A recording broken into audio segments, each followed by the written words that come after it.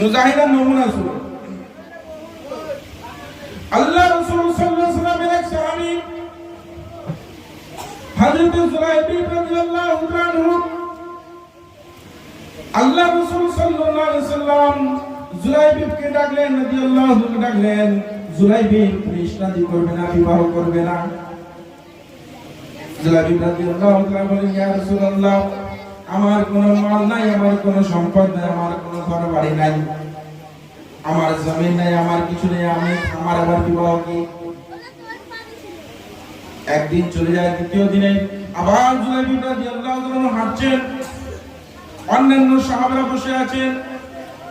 ও জুলাইবিব, তুমি বিবাহ করবে না, শাদী করবে না? পূর্বের মতো জুলাইবিব রাদিয়াল্লাহু তাআলা রাসূলকে একই ভাবে উত্তর দিলেন, ইয়া রাসূলুল্লাহ, আমার আবার বিবাহ কি, আমার আবার শাদী কি? আমার সঙ্গে কে বিবাহ করবে, কে শাদী করবে? আমার কোনো মাল নাই, আমার কোনো দৌলত নাই, আমার কোনো ব্যবসা বাণিজ্য নাই। দ্বিতীয় দিনের মাথায় জুলাইবিব রাদিয়াল্লাহু তাআলা আল্লাহ রাসূল সাল্লাল্লাহু আলাইহি ওয়াসাল্লাম ডাকলেন, জুলাইবিব তুমি বিবাহ করবে না, তুমি শাদী করবে না, তুমি স্ত্রী গ্রহণ করবে না? জুলাইবিব রাদিয়াল্লাহু আনহু আল্লাহ রাসূল সাল্লাল্লাহু আলাইহি ওয়াসাল্লামকে ওই প্রথম দিন, দ্বিতীয় দিনের মতো তৃতীয় দিনে একই উত্তর আল্লাহ রাসূল সাল্লাল্লাহু আলাইহি ওয়াসাল্লামকে দিলেন। আল্লাহ রাসূল সাল্লাল্লাহু আলাইহি ওয়াসাল্লাম বলেন, তুমি কি বিবাহ করতে চাও? আমি যদি ব্যবস্থা করে দিই? অন্যান্য সাহাবীরা অবাক হয়ে আছে, এর কিছু নাই, কিছু নাই, না ঘর বাড়ি আছে, না ব্যবসা বাণিজ্য আছে, না কিছু আছে, এর বিয়ের কি ব্যবস্থা করবে? আল্লাহ রাসূল সাল্লাল্লাহু আলাইহি ওয়াসাল্লাম জুলাইবিবকে ডাকলেন, তুমি অমুক আনসারীর বাড়িতে যাও, আমার এই চিঠিখানা ওই আনসারীকে গিয়ে দেখাও, তোমার বিবাহের ব্যবস্থা হয়ে যাবে। তো জুলাইবিব রাদিয়াল্লাহু তাআলা রাসূলের চিঠিখানা নিয়ে আনসারী সাহাবী ব্যক্তির কাছে আসলেন। দরজা ঠক ঠক করে খুলছেন, আনসারী সাহাবী দরজা খুলেছেন।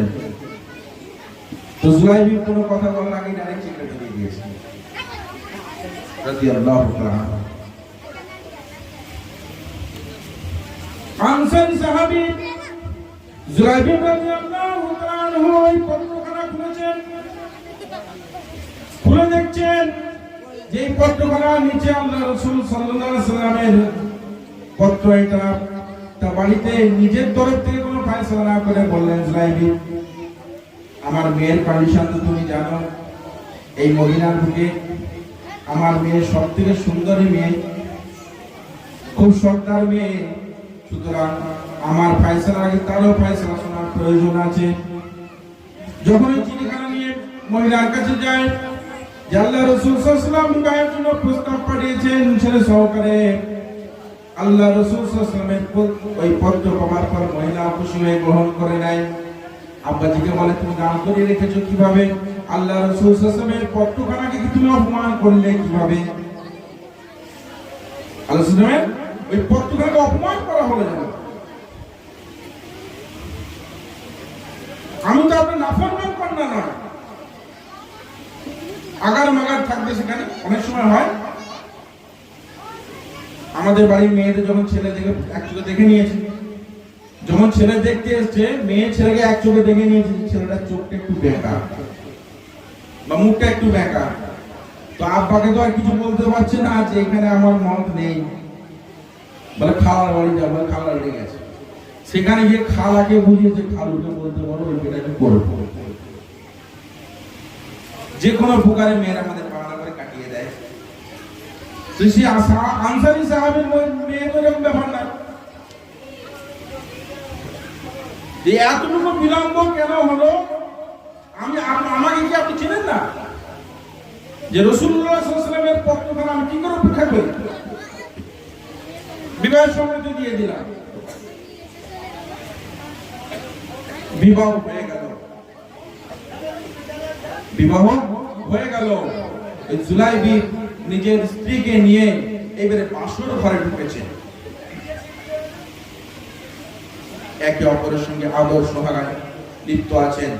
এইরকম মুহূর্তে একটা ছেলের এবং মেয়ের সারা জীবনের সব থেকে স্মরণীয় মুহূর্ত যেটা, এটা হচ্ছে এই সোহাগ রাতের রাত। বাড়িতে বাইরে থেকে আওয়াজ নিয়ে চলে যাচ্ছে, রাসূল সাল্লাল্লাহু আলাইহি ওয়াসাল্লামের সাহাবীরা তৈরি হয়ে যাও, জিহাদের ডাক এসেছে। সাহাবীরা তৈরি হয়ে যাও, জিহাদের ডাক এসেছে, জিহাদের ময়দানে গিয়ে যেতে হবে। আল্লাহ রাসূল সাল্লাল্লাহু আলাইহি ওয়াসাল্লাম সেই সাহাবী জুলাইবি রাদিয়াল্লাহু তাআলা আনহু ওই সুন্দরী বিবিকে দেখে ওই সোহাগের সময়ে, ওই আদর যত্নের সময়ে, সারা জীবনের সবথেকে প্রিয় মুহূর্তের সময়ে রাসূলুল্লাহ সাল্লাল্লাহু আলাইহি ওয়াসাল্লামের জিহাদের ডাক শুনে বাড়ি থেকে বার হয়ে পড়েছেন। ওই স্ত্রীকে রেখে জিহাদের দিকে রওনা হয়েছেন। জিহাদ করতে করতে এক পর্যায়ে তিনি শহীদ হয়ে গেছেন। যখন যুদ্ধ শেষ হয়ে যায়, আল্লাহ রাসূল সাল্লাল্লাহু আলাইহি ওয়াসাল্লাম সেখানে উপস্থিত হয়েছেন। অন্য সাহাবারা এসেছে, আল্লাহ রাসূল সাল্লাল্লাহু আলাইহি ওয়াসাল্লামকে সকলের খবর দিয়েছেন, অমুক শহীদ হয়ে গেছে, অমুক শহীদ হয়ে গেছে। যেহেতু জুলাইবি ছিলেন গরীব, খুব বেশি ফেমাস নয়, খুব বেশি পরিচিত নয়, তাই জুলাইবিবের খবর কে রাখে? আল্লাহ রাসূল সাল্লাল্লাহু আলাইহি ওয়াসাল্লামের জিহাদের ময়দানে গেলেন। সেখানে লাশ খুঁজতে খুঁজতে এক সময় দেখলেন জুলাইবি রাদিয়াল্লাহু তাআলা শহীদ হয়ে মুখ বুজে, মুখে ধুলো মাখা অবস্থায় পড়ে আছেন। আল্লাহ রাসূল সাল্লাল্লাহু আলাইহি ওয়াসাল্লাম জুলাইবিকে তুলে নিজের রুমাল দিয়ে, নিজের হাত মোবারক দিয়ে জুলাইবি রাদিয়াল্লাহু তাআলা ক্ষত মুখটাকে, দেহটাকে পরিষ্কার করলেন। আর নিজের অশ্রুকে ধরে রাখতে না পেরে নিজের অশ্রুকে চোখ থেকে বার করে জুলাইবি রাদিয়াল্লাহু তাআলার চেহারার উপরে ফেললেন। জুলাইবি, তুমি এমনি শহীদ হওনি, তুমি সাতজন কাফেরকে মেরে তবে তুমি শহীদ হয়েছো। তুমি সাতজন কাফেরকে মেরে তুমি শহীদ হয়েছো। তোমার সুন্দরী বিবিকে রেখে তুমি জিহাদের ময়দানে চলে এসেছো। অন্যান্য সাহাবারা এসে দেখছে ব্যাপার।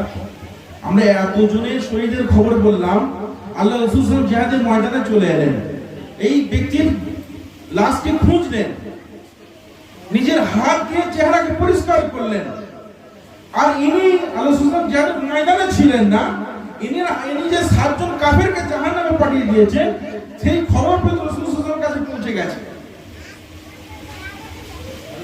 কিছুক্ষণ পর আল্লাহ রাসূল সাল্লাল্লাহু আলাইহি ওয়াসাল্লাম জুলাইবি রাদিয়াল্লাহু দেহটাকে নিয়ে এইভাবে ঘুরিয়ে শুইয়ে দিলেন। আল্লাহ রাসূল সাল্লাল্লাহু আলাইহি ওয়াসাল্লামের এই উরুর উপরে জুলাইবি রাদিয়াল্লাহু তাআলার মাথা মোবারককে রাখলেন। এই কাজের জন্য, এই হারকাতের জন্য অন্যান্য সাহাবা রাসূলের সামনে জিজ্ঞাসা করছেন, ইয়া রাসূলুল্লাহ, আপনি এই জুলাইবিবের চেহারাকে এইদিকে ঘুরিয়ে দিলেন কেন, বলুন। আল্লাহ রাসূল সাল্লাল্লাহু আলাইহি ওয়াসাল্লাম সাহাবাদেরকে বললেন, তোমরা দেখুনি, আমি নবুয়তের চোখে দেখলাম। ওইখান থেকে ওই জুলাইবি রাদিয়াল্লাহু তাআলার সঙ্গে যেই সমস্ত হুরমালারা জান্নাতে থাকবে, সেই সমস্ত হুরমালারা আহলান সাহলান করার জন্য জুলাইবির দিকে এগিয়ে আসছে।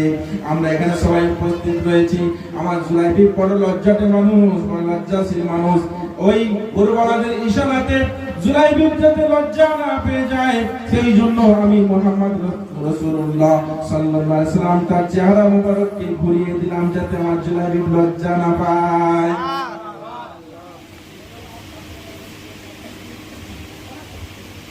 এই ছিল মুসলমান জাতির ইতিহাস।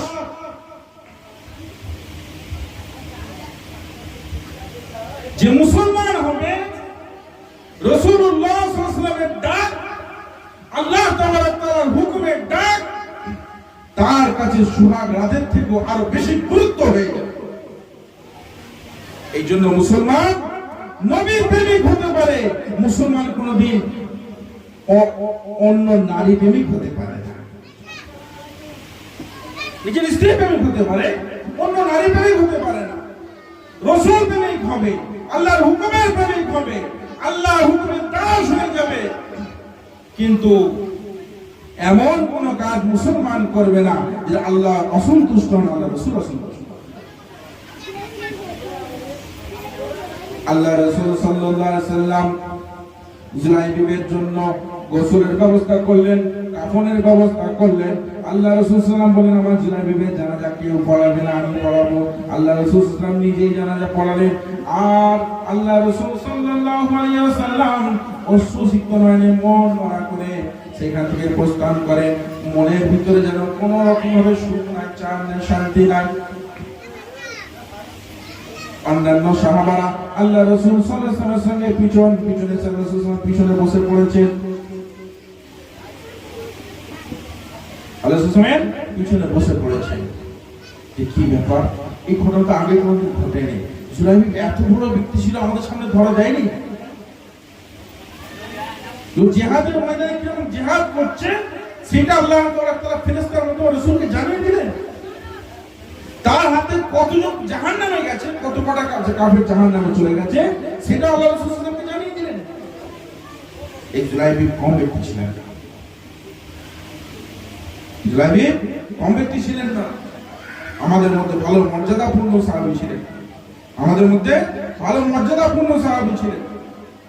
কিন্তু আমরা হয়তো তাকে আমরা সঠিকভাবে মূল্যায়ন করি, হয়তো আমরা তাকে সঠিকভাবে মূল্যায়ন করি। এইভাবে ভাই অনেক কষ্ট, অনেক মুজাহিদা করে আল্লাহকে